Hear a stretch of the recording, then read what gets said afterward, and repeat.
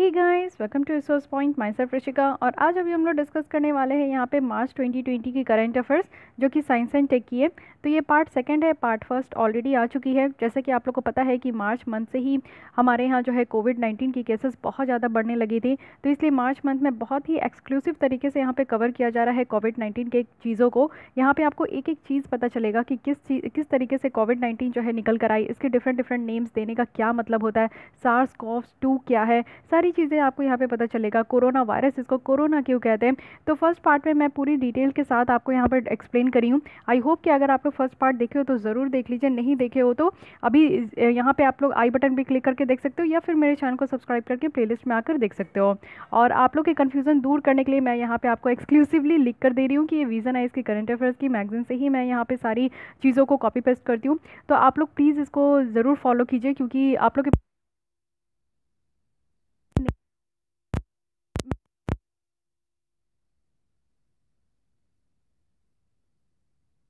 लोगों को बस लेक्चर मिलना चाहिए और आप लोगों को समझना है, चीज़ें समझनी है ना, चाहे किसी भी फॉर्मेट में हो। तो वो मुझे नहीं लगता कि मैटर करती है। ओके, तो चलिए स्टार्ट करते हैं। लास्ट लेसन में मैं कुछ क्वेश्चंस पूछी थी, एनवायरनमेंट से क्वेश्चन पूछी थी।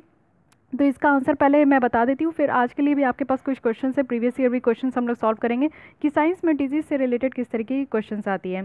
तो फर्स्ट क्वेश्चन पूछी थी कि डिजास्टर रेजिलिएंट इंफ्रास्ट्रक्चर से आप लोग क्या समझते हो। सेकंड वन इज दैट कि कौन सी लेक है जिसको यहाँ पे लिविंग एंटिटी मिली है। थर्ड है कि कौन सी कंट्री है जो कि यहाँ पे फर्स्ट है वर्ल्ड में जिन्होंने यहाँ पे वांगुइंग रिवर को एज ए लिविंग स्टेटस का दर्जा दिया है। फोर्थ है कि ऊर्जा दक्षत इंफॉर्मेशन टूल है क्या। तो काफ़ी बच्चे यहाँ पे आंसर देते हैं और काफ़ी अच्छा आंसर देते हैं, तो उनके लिए तो बहुत ही ज़्यादा अच्छी बात है कि आप लोग की रिवीजन हो रही है। और एग्ज़ाम के टाइम में ना यही बच्चों को एग्ज़ाम के टाइम में याद आती है और एक क्लिक होता है। कहते हैं ना कि चीज़ें जब आप लोग पढ़ते हो, उसको लिखते हो, तो वो सबकॉन्शियस माइंड में कहीं ना कहीं जाके जो है ना वो आपका स्टोर होता है। और जब at the time of the day, यानी कि जिस दिन आपको प्रीलिम्स देनी है उस 2 घंटे में ना यही आपके सबकॉन्शियस माइंड से जो है ना वो आउटपुट के फॉर्म में वो आपके बाहर निकलते हैं। तो try to give answer in comment box. बस मैं इतना सिंपल क्वेश्चन पूछती हूँ जिसके कि आपकी बेसिक स्ट्रॉन्ग हो सके। So come to the point. First question is what is disaster resilient infrastructure. कम शब्द में बताऊँ तो ऐसे इंफ्रास्ट्रक्चर बनानी, यानी कि ऐसे डैम, बिल्डिंग, या फिर आपके रोड्स वगैरह, या फिर आपके किसी भी तरीके के इंफ्रास्ट्रक्चर ऐसा क्रिएट करना कि कोई भी तरीके की अगर डिजास्टर आती है, जैसे साइक्लोन आ जाए, अभी सुपर साइक्लोन आई थी, कितने सारे इंफ्रास्ट्रक्चर यहाँ पे बर्बाद हो गए। तो कोई भी तरीके की अगर यहाँ पे डिजास्टर आती है तो उस डिजास्टर में जो है ना इंफ्रास्ट्रक्चर बर्बाद नहीं होना चाहिए। लेकिन बेसिकली यहाँ पे आपको 2 तरीके के देखने को मिलेंगे इंफ्रास्ट्रक्चर होते हैं, यानी कि यहाँ पे स्ट्रक्चर मेजर्स लेना पड़ता है और नॉन स्ट्रक्चर मेजर्स लेना पड़ता है। तो ये दोनों के बारे में डिटेल में मैं बताई थी, तो आप लोग प्लीज़ लेसन को ज़रूर फॉलो कीजिए। बात करते हैं यहाँ पे सुखना लेक के बारे में। So Sukhna lake is in Punjab and Haryana. तो पंजाब एंड हरियाणा के हाई कोर्ट ने रिसेंटली डिक्लेयर करी है कि सुखना लेक को यहाँ पे लिविंग एंटिटी का दर्जा दिया जाएगा। और सुखना लेक है कहाँ, ये चंडीगढ़ में है। लेकिन यहाँ पे आप लोगों को देखने को मिलेगा कि हाई कोर्ट कौन सी यहाँ पे डिक्लेयर करी है, तो Punjab and Haryana high court. तो ये भी ध्यान रखिएगा। और ये सुखना लेक की लोकेशन कहाँ है, चंडीगढ़ में है। ओके, तो न्यूजीलैंड यहाँ पे है जो कि फर्स्ट कंट्री है जिन्होंने यहाँ पे वांगुइंग रिवर को, ये भी ध्यान रखना है कि वांगुइंग रिवर आपकी न्यूजीलैंड में है। तो यहाँ पे आपको एज ए पर्सन जैसा इसको लिविंग स्टेटस दिया गया है। इट मीन्स कि यहाँ पे कोई भी रिवर को, अगर कोई भी चीज़ को हम लोग यहाँ पे लिविंग स्टेटस देते हैं, इसका मतलब है कि हम लोग, जैसे हमारे पास राइट है, फंडामेंटल राइट है पार्ट 3 में, फंडामेंटल ड्यूटीज़ है पार्ट 4 में। तो इस तरीके के राइट्स और ड्यूटीज़ जो है ना, इस तरीके के इंटिटीज़ में भी ये फॉलोड होती है। ऊर्जा दक्षत इंफॉर्मेशन टूल्स के बारे में बात करें तो ये इंफॉर्मेशन टूल है, यानी कि पहली बार ये ऐसी इनिशिएटिव ली गई है BEE के द्वारा, जो कि ये आपका वर्ल्ड रिसोर्स इंस्टीट्यूट के साथ है, जो कि एक डेटाबेस प्रोवाइड करेगी एनर्जी एफिशिएंसी में।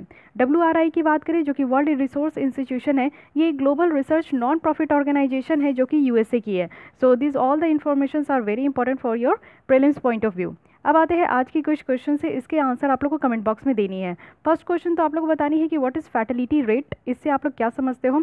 सेकंड, यहाँ पे 2013 में एक क्वेश्चन आई है, देख लीजिए ये क्वेश्चन कैसी है।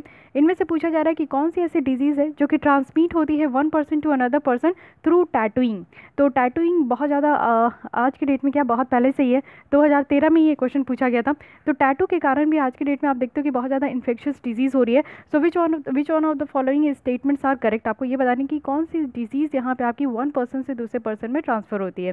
Chikungunya, hepatitis B, AIDS, HIV AIDS. तो आपको करेक्ट बतानी है first only, second and third, first and third, first second third. तो थोड़ा सा सोचिएगा, रुकिएगा, समझिएगा, फिर आंसर ज़रूर दीजिएगा। आप लोग यहाँ पे, मुझे पता है कि आप लोग यहाँ पे आंसर दे सकते हो, ठीक है। तो इस तरीके से डिजीज़ से क्वेश्चन तो आपको हर साल देखने को मिलेंगे।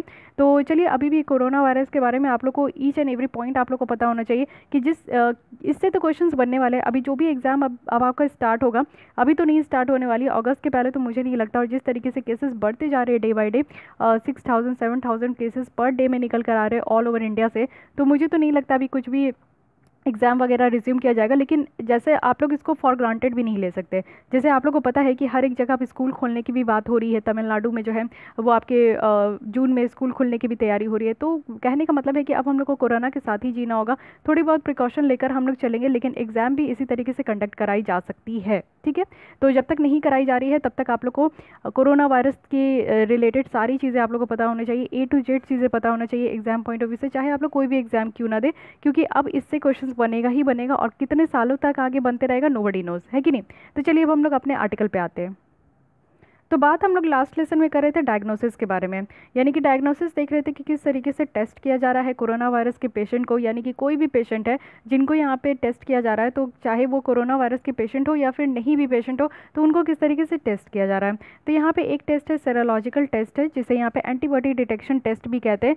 तो ये चीज़ें हम लोग देख चुके हैं। इसी के आगे अब हम लोग देखने वाले हैं कि मॉलिक्यूलर टेस्ट और रिवर्स टेस्ट भी है। इसमें क्या है, आपका बस पूरे डिटेल में आपको नहीं जाना, आपको डॉक्टर नहीं बनना, PhD नहीं करनी, बस आपको चीज़ों को ना समझना है, ठीक है। तो यहाँ पे मॉलिक्यूलर टेस्ट है, इसमें क्या होता है ना कि RT-PCR टेस्ट होता है, यानी कि यहाँ पे आपका रिवर्स ट्रांसक्रिप्शंस पॉलीमराइज चेन रिएक्शन है। ये एक तरीके का टेस्ट है। इसमें क्या आइडेंटिफाई किया जाता है, इसमें देखा जाता है कि हमारे बॉडी में जो है ना वायरस की प्रेजेंट है कि नहीं। और ये कैसे होता है, ये हमारे जेनेटिक फिंगरप्रिंट से ये देखा जाता है, ठीक है।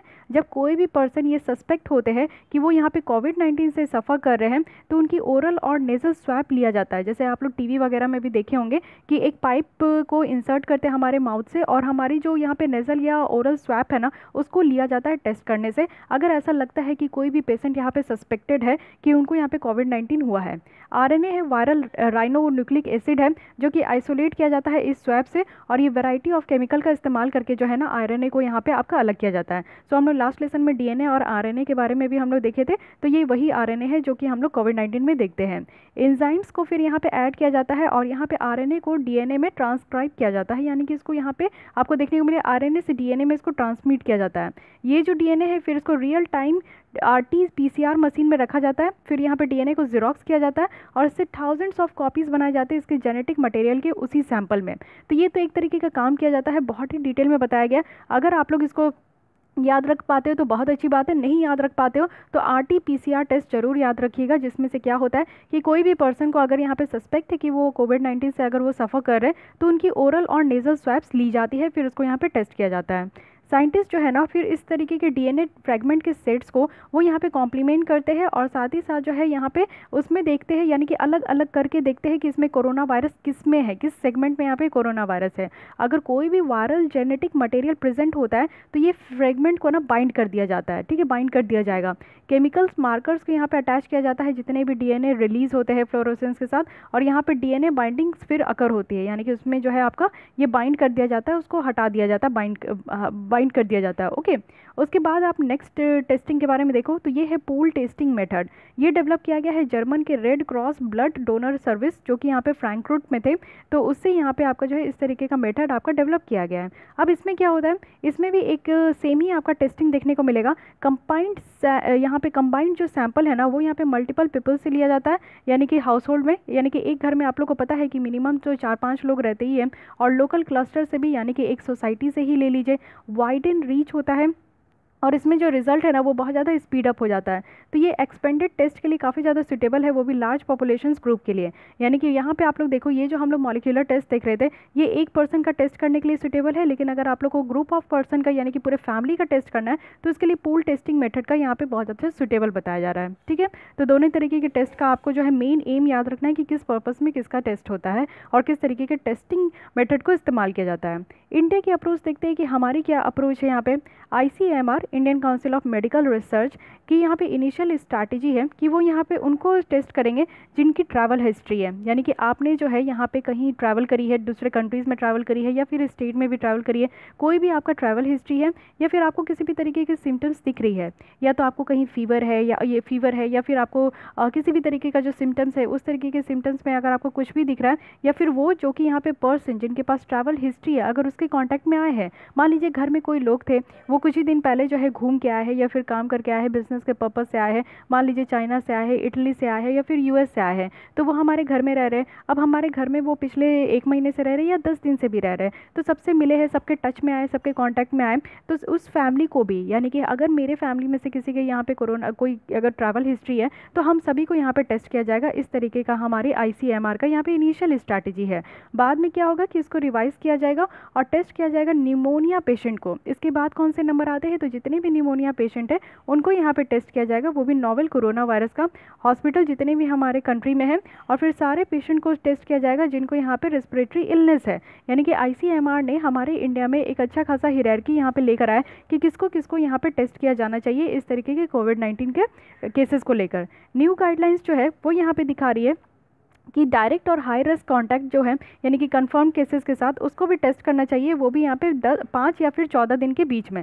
यानी कि मान लीजिए कि कोई भी आप लोग इन्फेक्टेड पर्सन के कांटेक्ट में आए तो आपको तुरंत नहीं आपको सिम्टम्स देखने को मिलेगी, मिनिमम आपको 5 डेज़ चाहिए और मैक्सिमम आपको 14 डेज़ चाहिए जिसमें कि आपको सिम्टम्स देखने को मिलेगा। तो अगर आप लोग कोई भी तरीके के इन्फेक्टेड पर्सनस के कॉन्टैक्ट में आए हो तो यहाँ पे ICMR का कहना है कि उन जैसे लोगों को जो है ना 2 बार टेस्ट करना है, एक तो 1 वीक में टेस्ट करनी है और दूसरी है कि 14 डेज़ में टेस्ट करना है। ये जो टेस्टिंग स्ट्रैटेजी है ये रिव्यू किया जाएगा और इसको कॉन्स्टिट्यूटेड नेशनल टास्क फोर्स के द्वारा जो है टाइम टू टाइम अपडेट भी किया जाएगा, और इसमें जो मेंबर है वो गवर्नमेंट के थिंक टैंक भी होंगे, यानी कि नीति आयोग भी इसमें काम कर रही है। इंडिया में अगर आप देखोगे तो ये ICMR के द्वारा रिकमेंड किया गया है कि एक रैपिड एंटीबॉडी डिटेक्शन टेस्ट होना चाहिए एरिया में जहाँ पे क्लस्टर ऑफ कोविड-19 केसेस है, यानी कि उस जगह पे ज़्यादा यहाँ पे रैपिड टेस्ट लेकर आना है जहाँ पे कोविड-19 के केसेस उस एरिया में बहुत ज़्यादा है, या फिर माइग्रेशन गैदरिंग है जहाँ पे आप लोग देखते हो कि अभी माइग्रेंट लेबर है वो आके एक जगह रह रहे हैं, तो वहाँ पे एक रैपिड टेस्ट लेकर आना है। साथ ही यहाँ पे आप देखोगे कि HLL जो लाइफ केयर लिमिटेड है एक सेंट्रल गवर्नमेंट इंटरप्राइज है जो कि काम करती है ministry of health and family welfare के अंदर में।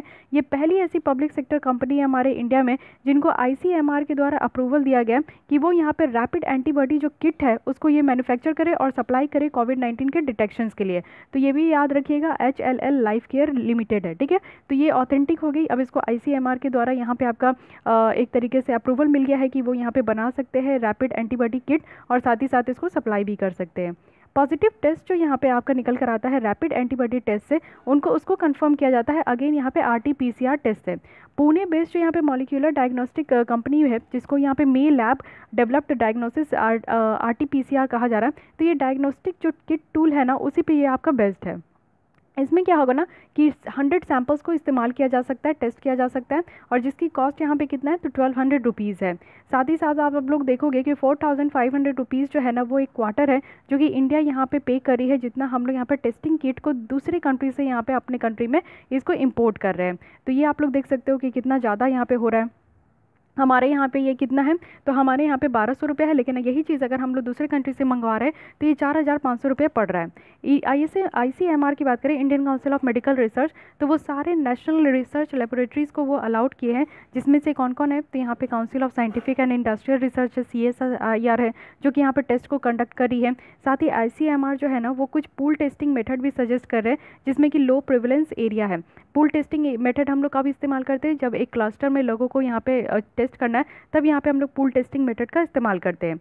ICMR की बात करें तो वो यहाँ पे रैपिड एंटीबॉडी और पूल टेस्ट को भी इंट्रोड्यूस किए जिससे कि हम लोग यहाँ पे कोरोना वायरस टेस्टिंग को इंडिया में और ज़्यादा स्पीड अप कर सकें। तो ये तो एक मेथड है, ये तो एक तरीका है कि किस तरीके से हम लोग इंडिया में डायग्नोस कर रहे हैं, और ये सारी चीज़ें आप लोग को पता होना चाहिए। अब यहाँ पे देखते हैं कि ट्रीटमेंट कैसे चल रहा है, यानी कि अगर मान लीजिए कोई सस्पेक्टेड पर्सन है जिनको यहाँ पे कोविड-19 की केसेस है, उनको कोरोना वायरस हो चुकी है, तो उनकी ट्रीटमेंट का क्या क्या व्यवस्था है हमारे इंडिया में, ये तो डिटेल आपको पता होना चाहिए। चाहिए। अब अभी तक आप लोग देखोगे, यानी कि मार्च मंथ तक ये बताई जा रही है कि अभी तक तो कोई भी वैक्सीन नहीं है। स्टिल अभी तक भी कोई भी, मई मंथ की भी बात करूँ तो अभी तक भी कोई यहाँ पे वैक्सीन नहीं है, कोई भी स्पेसिफिक ड्रग नहीं है जिसके थ्रू हम लोग कोविड-19 की पेशेंट को यहाँ पे ट्रीट कर सकें। मोस्ट इफेक्टिव मेजर्स जो यहाँ पे लिया जा रहा है वो यही है कि लोगों को पहले आइसोलेट कर देना है। जो भी लोग यहाँ पे सस्पेक्टेड है कि उनका कोई ट्रैवल हिस्ट्री है या फिर वो कोई भी इन्फेक्टेड पर्सन के कॉन्टैक्ट में आए हैं, तो उनको सबसे पहले अलग कर देना है।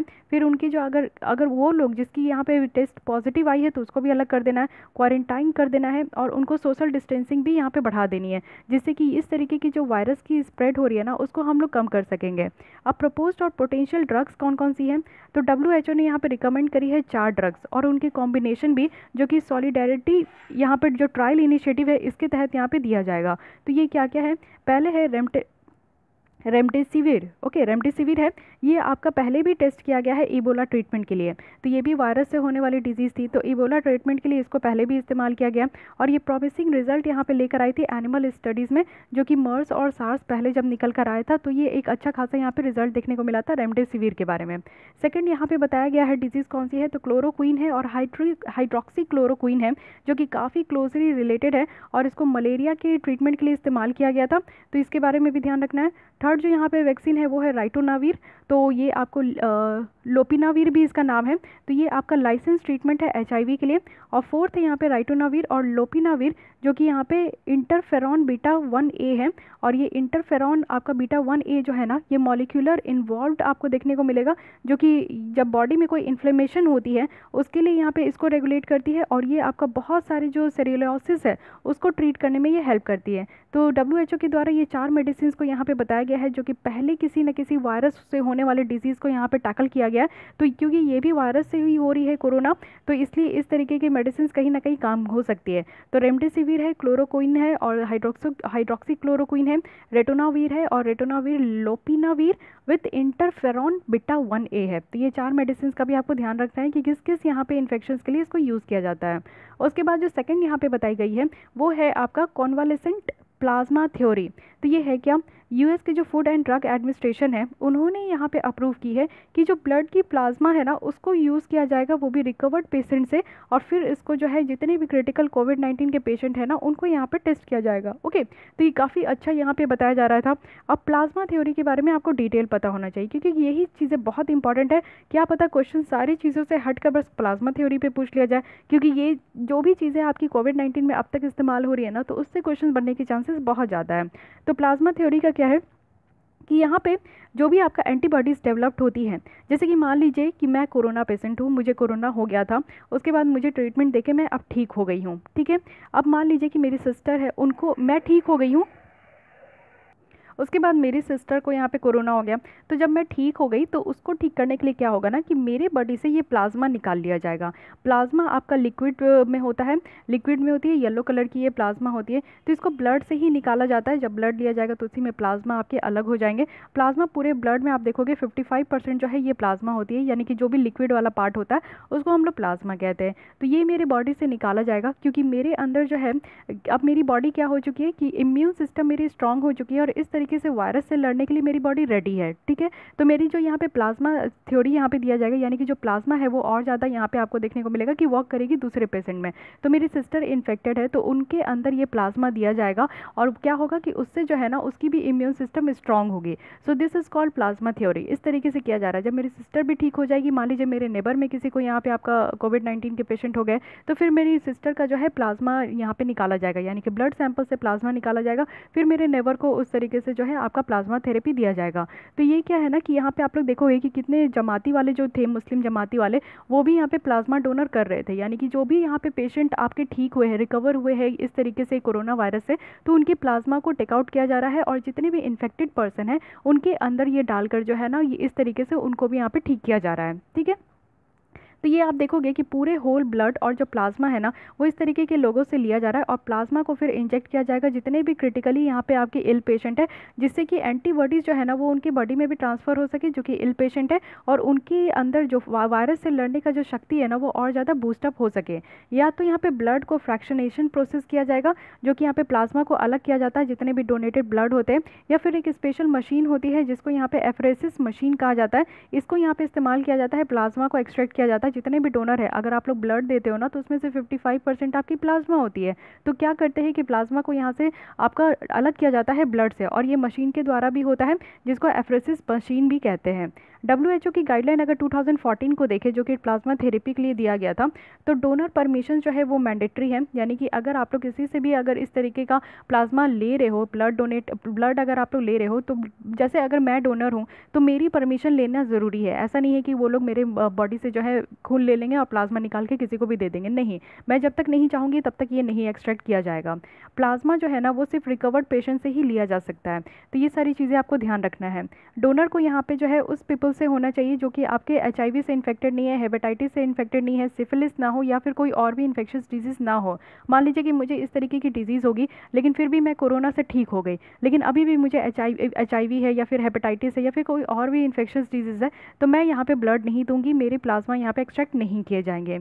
अगर प्लाज्मा को यहाँ पे कलेक्ट करना है अगेन वही सेम पर्सन से, मान लीजिए मैं एक बार तो डोनेट कर दी, लेकिन फिर मुझे और भी डोनेट करना है, तो ये जो है ना 12 वीक्स के बाद ही होना चाहिए। यानी कि फर्स्ट डोनेशंस जो है ना मेल के लिए 12 वीक्स के बाद होना चाहिए, फीमेल के लिए 16 वीक्स के बाद होना चाहिए। So this information are very important, ये फैक्ट्स एंड फिगर है, सो प्लीज़ पीपल इसको नोट डाउन ज़रूर कर लीजिए, ठीक है।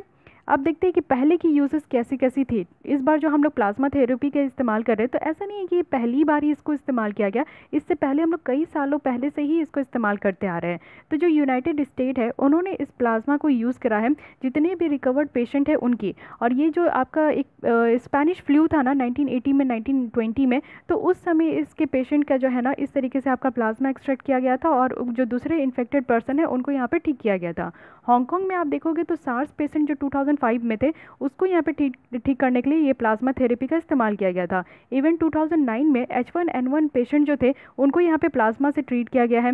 Even democratic Republic of Congo और गुइनिया में आप देखोगे तो इसको एबोला पेशेंट जो 2014 में थे उसके ट्रीट करने के लिए इसको इस्तेमाल किया गया है। इवन 2015 में आप देखोगे तो प्लाज्मा को यहाँ पे मर्स पेशेंट को भी इस्तेमाल करने ठीक करने के लिए, इसको ट्रीट करने के लिए इस्तेमाल किया गया। So you can see here कि कितने लॉन्ग टर्म से हम लोग इस्तेमाल कर रहे हैं इसको, एक लंबी हिस्ट्री हो चुकी है प्लाज्मा थेरेपी की। So it can be trusted कि इसमें हम लोग ट्रस्ट कर सकते हैं इस तरीके की थेरेपी में।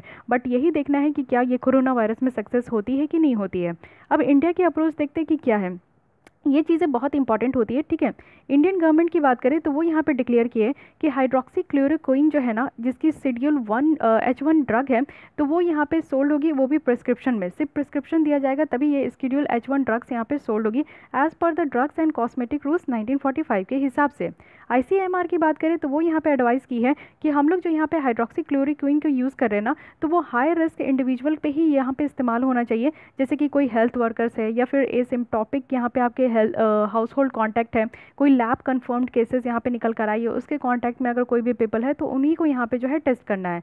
इंडिया में आज तक जो है ना प्लाज्मा थेरेपी को यूज़ नहीं किया गया है, और इंडिया जो है इसमें आप देखोगे कि 500 ml तक का जो प्लाज्मा है ना, इसको रिमूव करने की जो है फैसिलिटीज़ भी है हमारे यहाँ। यानी कि हमारे यहाँ ये मशीन तो है, एफरेसिस मशीन है, जिससे कि हम लोग प्लाज्मा को एक्सट्रैक्ट करते हैं ब्लड से, तो इसीलिए हमारे पास जो है ना 500 ml तक का प्लाज्मा को एक्सट्रैक्ट करने की कैपेसिटी है। इंडिया जो है बहुत ही जल्दी इसको स्टार्ट करेगी, यानी कि 2 तरीके की क्लिनिकल ट्रायल यहाँ पे आपका इस तरीके के प्लाज्मा थेरेपी का स्टार्ट होगा। तो ऑलरेडी स्टार्ट हो चुका है, हम लोग इसकी ट्रायल भी देख चुके हैं। तो ये हम लोग जो बात कर रहे हैं ये मार्च मंथ की करंट अफेयर्स के हिसाब से बात कर रहे हैं। अब देखते हैं कि जीनोम सीक्वेंसिंग क्या है। जीनोम सीक्वेंसिंग इस मैगजीन के बायोटेक्नोलॉजी के फर्स्ट जो सेक्शन थी हमारी, उसमें हम लोग पढ़े हैं जीनोम सीक्वेंसिंग क्या है। बट अभी देखते हैं कि कोरोना वायरस में इसकी क्या केसेस बताई जा रही है। इंडिया में आप देखोगे 9 होल जीनोम सीक्वेंसिंग डेटा को शेयर किया गया है, वो भी नोवेल कोरोना वायरस, जो कि जिसको हम लोग SARS-CoV-2 कह रहे हैं। तो ये ग्लोबल इनिशिएटिव है कि शेयरिंग ऑल इन्फ्लुएंजा डेटा, इसी के बेसिस पे हम लोग भी यहाँ पे 9 होल जो आपकी जीनोम सीक्वेंसिंग डेटा है उसको हम लोग शेयर कर रहे हैं। ये जो सीक्वेंसेस है ये हम लोग जो है शेयर करेंगे किसके द्वारा, तो पुणे बेस्ड जो न्यूट्रिशन इंस्टीट्यूट ऑफ वायरोलॉजी है उनके द्वारा शेयर करेंगे। What is virology? जो भी साइंटिस्ट यहाँ पे वायरस के बारे में स्टडी करते हैं ना, तो उनको यहाँ पे वायरोलॉजी कहते हैं। जीनोम सीक्वेंसिंग जो है ये फिगरिंग आउट है कि किस तरीके से डीएनए न्यूक्लियोटाइड का यहाँ पे ऑर्डर है या फिर उनके बेसिस का कैसे ऑर्डर है। तो डीएनए का जो यहाँ पे आप बेसिस देखोगे तो 4 होती है, ग्यूनाइन, थाइमिन, एडेनिन और साइटोसिन। तो ये इनकी 4 बेसिस है, ये ध्यान रखिएगा। अब आपको बताना है कि आरएनए की जो 4 बेसिस है उसका नाम ज़रूर बताइएगा मुझे कमेंट बॉक्स में। अब जीनोम में आप देखोगे तो यहाँ पे आपका क्या है कि ऑर्गेनिजम्स की डीएनए यहाँ पे मेकअप होता है। साथ ही ह्यूमन जीनोम की बात करें तो इसमें अप टू आपको 3 मिलियन बेस पेयर देखने को मिलेगा, यानी कि 80 है, डीसी है, ठीक है। ये एडेनिन और थाइमिन है, और यहाँ पे आपका सॉरी ये ग्यूनेनिन और यहाँ पे साइटोसिन है, जीसी और एटी। इस तरीके से बेस पेयर होता है डीएनए के अंदर। 30,000 बेस जो है ये आइडेंटिफाई किया गया है जीनोम ऑफ यहाँ पे आपका कोरोना वायरस। तो what is genome? Genome means group of gene. और जीन कहाँ होते हैं? ये डीएनए में होते हैं। डीएनए कहाँ होती है? माइटोकॉन्ड्रिया में होती है। माइटोकॉन्ड्रिया कहाँ होती है? तो ये हमारे बॉडी में होती है तो ये बहुत ही लंबा प्रोसेस है, ठीक है। इतना ज़्यादा आप लोग को पूरी तरीके से डॉक्टर नहीं मैं बनाने वाली हूँ, बस आप लोग थोड़ा बहुत ध्यान रखिए कि जीनोम सिक्वेंसिंग का ना, जितने भी पेशेंट में ये इस तरीके के कोरोना वायरस है तो उनके जीन को जो है शेयर किया जा रहा है, जिससे कि फर्दर इसमें और ज़्यादा स्टडी हो सके कि ये वायरस की नेचर क्या है, स्ट्रक्चर क्या है, ये वायरस को किस तरीके से मेडिसिन की ज़रूरत है। मेडिसिन बनाने से पहले वायरस के नेचर, स्ट्रक्चर और उसके कैरेक्टरिस्टिक के बारे में स्टडी की जाती है। जब डीप स्टडी की जाएगी उसके बाद उसको एनालाइज किया जाएगा, तभी यहाँ पे उसकी मेडिसिन जो है सही तरीके से बन पाएगी। तो इसलिए यहाँ पे जीनोम सिक्वेंसिंग का बहुत बड़ा हाथ है, ठीक है। मैं यहाँ पे आपको शॉर्ट फॉर्म में यही बता रही हूँ।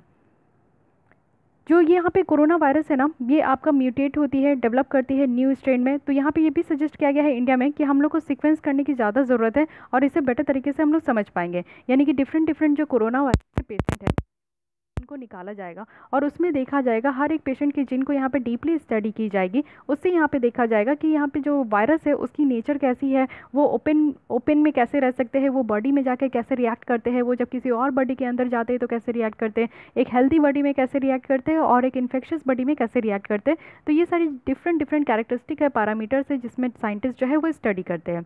अब देखते हैं कि ग्लोबल इनिशिएटिव क्या लिया जा रहा है इस तरीके से शेयरिंग ऑल इन्फ्लुएंजा डेटा पे। तो ये एक तरीके का प्लेटफॉर्म है जो कि स्टार्ट किया गया था WHO के ही द्वारा, वर्ल्ड हेल्थ ऑर्गेनाइजेशन, जो कि बहुत बड़ी ऑर्गेनाइजेशन है और पूरे ऑल ओवर द वर्ल्ड में हेल्थ का ख्याल रखती है ये।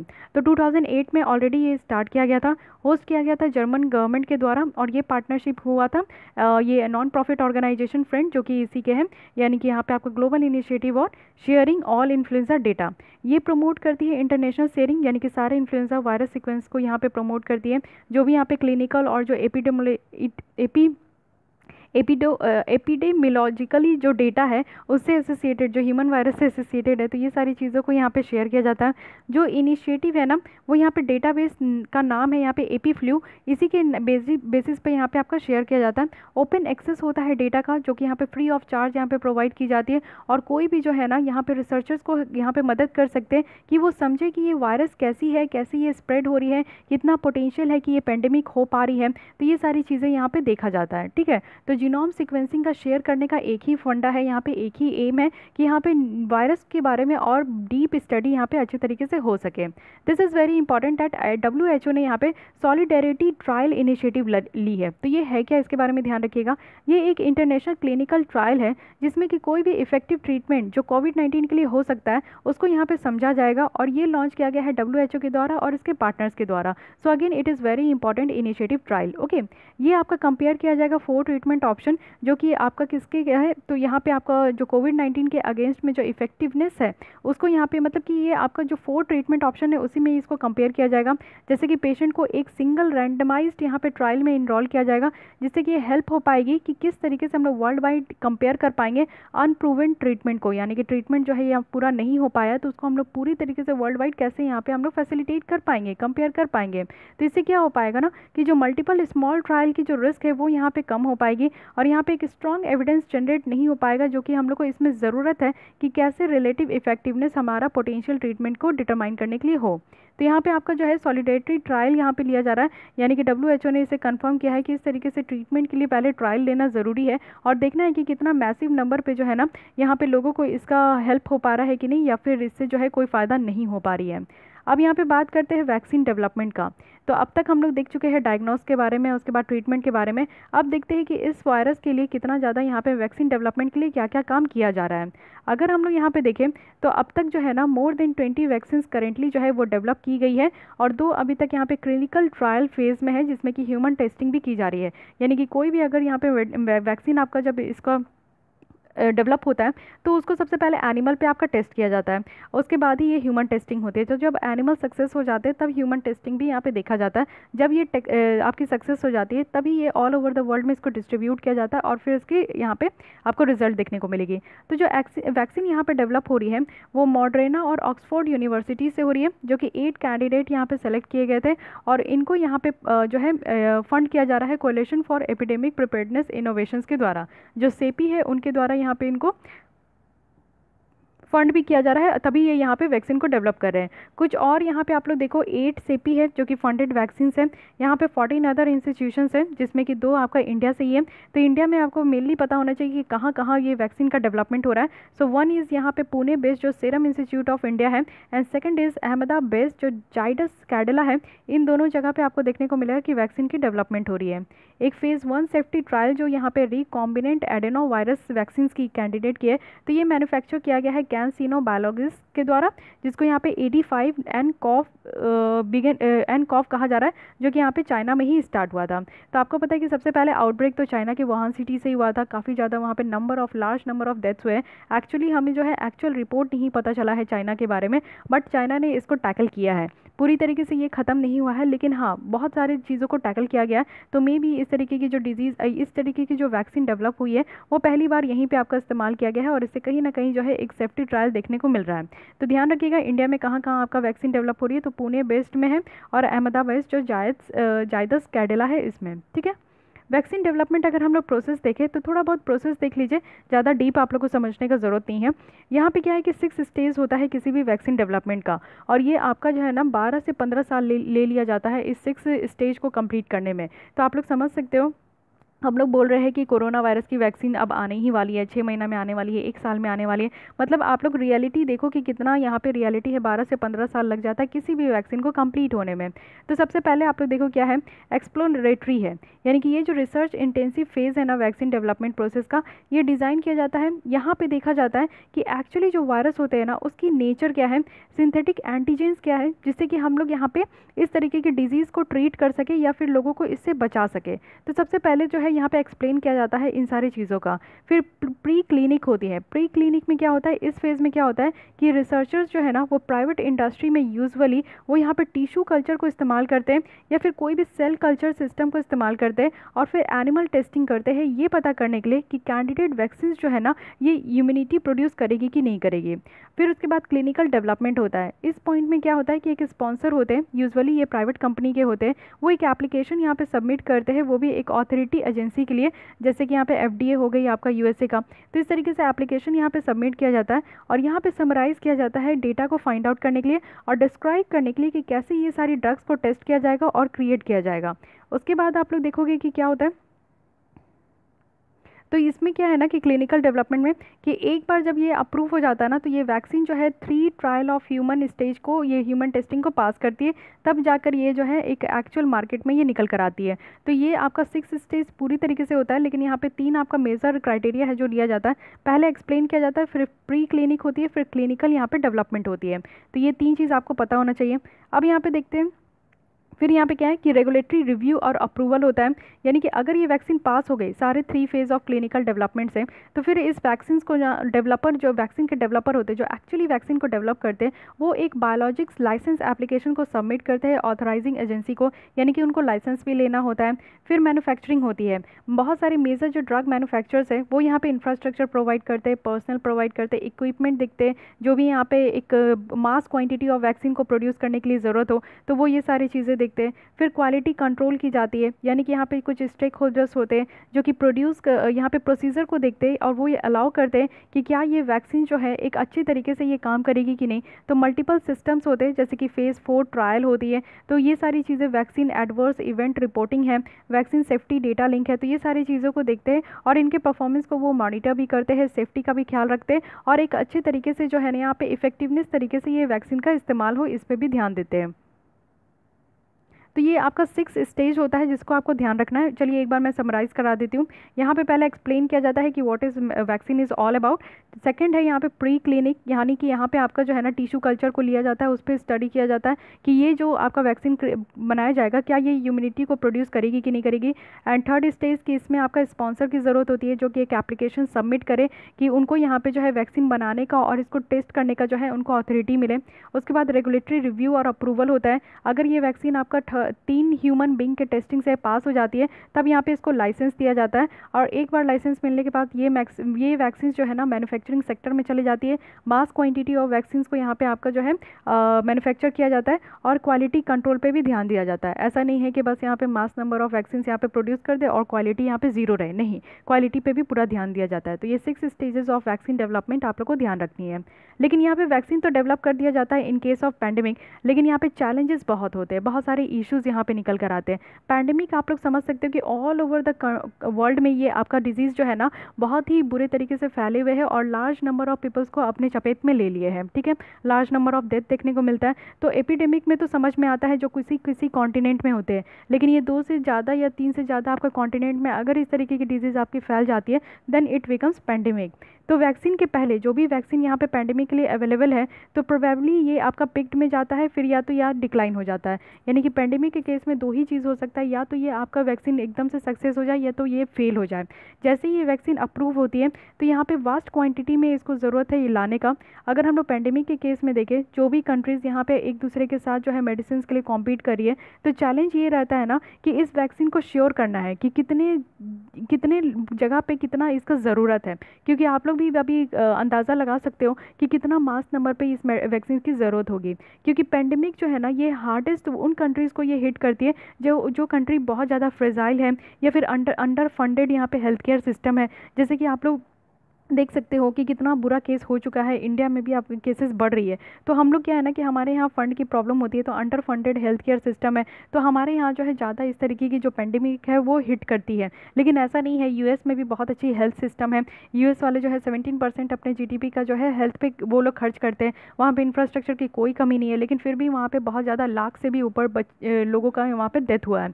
तो ये ऐसा कहा जा रहा है कि पेंडेमिक जो है, तो कोरोना वायरस के केस में हम लोग ये नहीं कह सकते कि सिर्फ पेंडेमिक उसी कंट्री को हिट करती है जो कि यहाँ पे अंडर फंडेड हेल्थ केयर है। हर एक बड़े बड़े कंट्री को ये चपेट मिली है, चाइना को ली है, इटली को ली है, इवन आप लोग यूएसए में देख सकते हो बहुत ही ज़्यादा, स्पेन वगैरह में बहुत ही ज़्यादा बुरा स्थिति हो चुका है।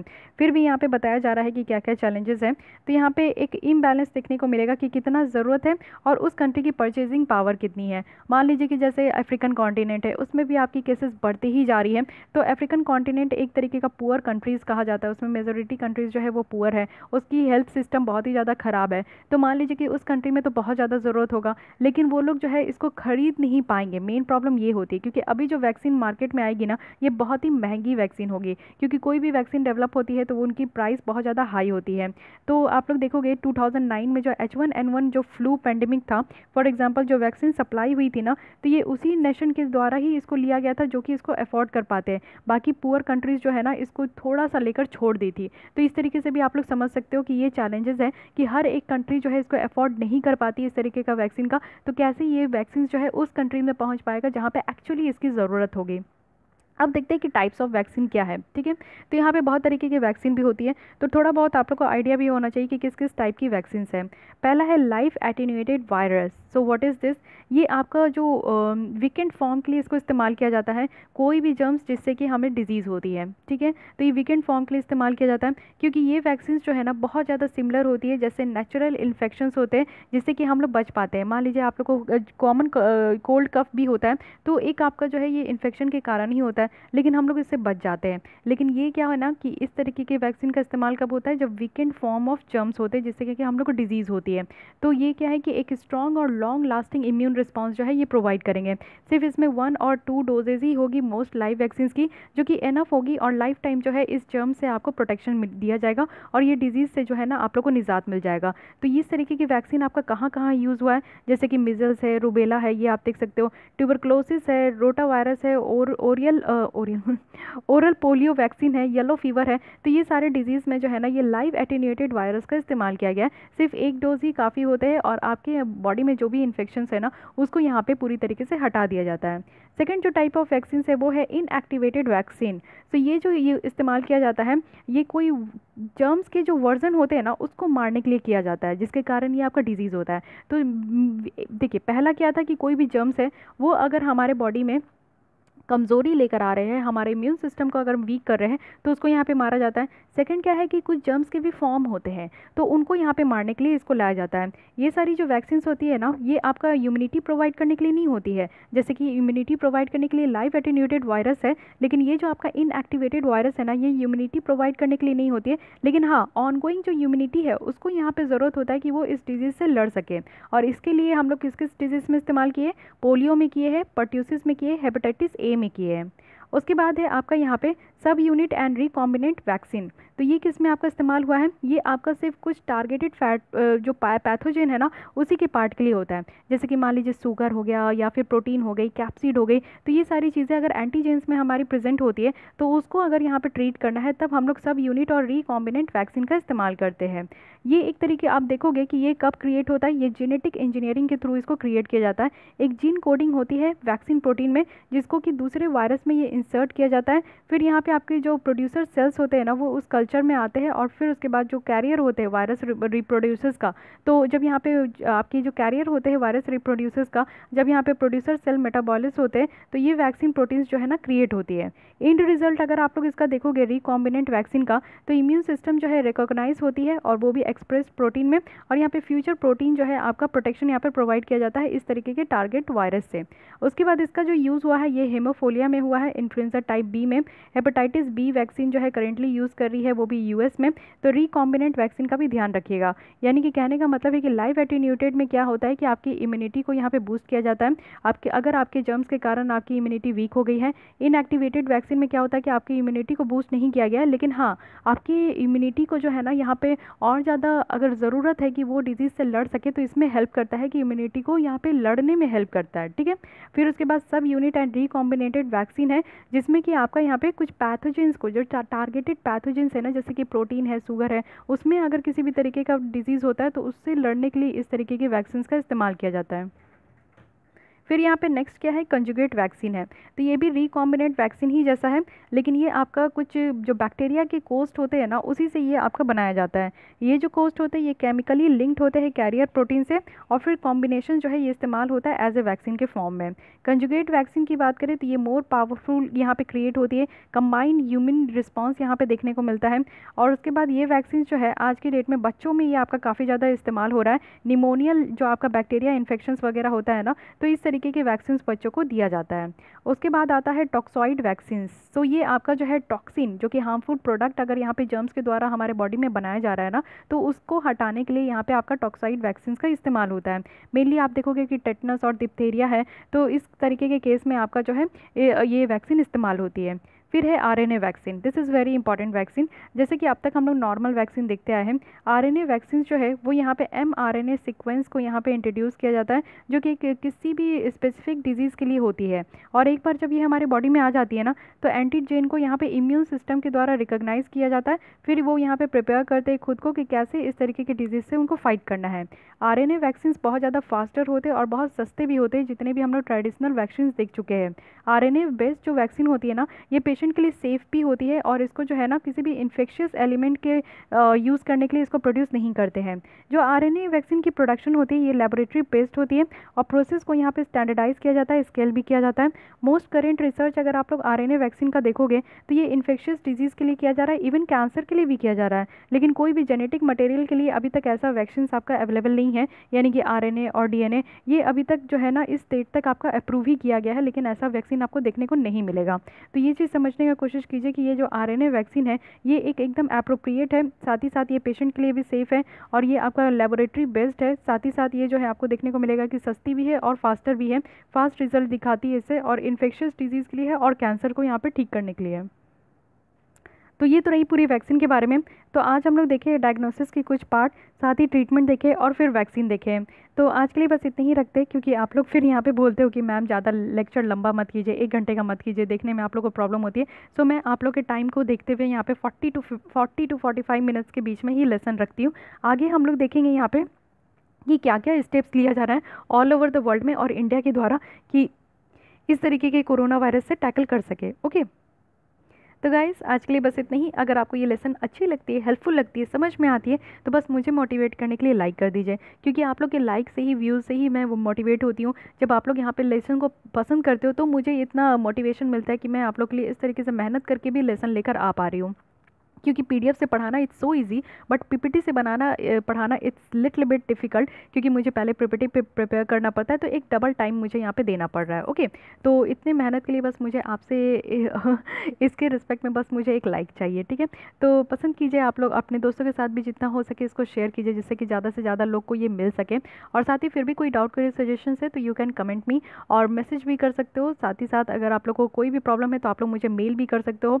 मेरी मेल आईडी है rishika77@gmail.com। ओके, 77@gmail.com, अगर आप लोग को कोई भी प्रॉब्लम है तो। एंड मेक श्योर कि आपने मेरे चैनल को सब्सक्राइब कर लिया है। Thank you.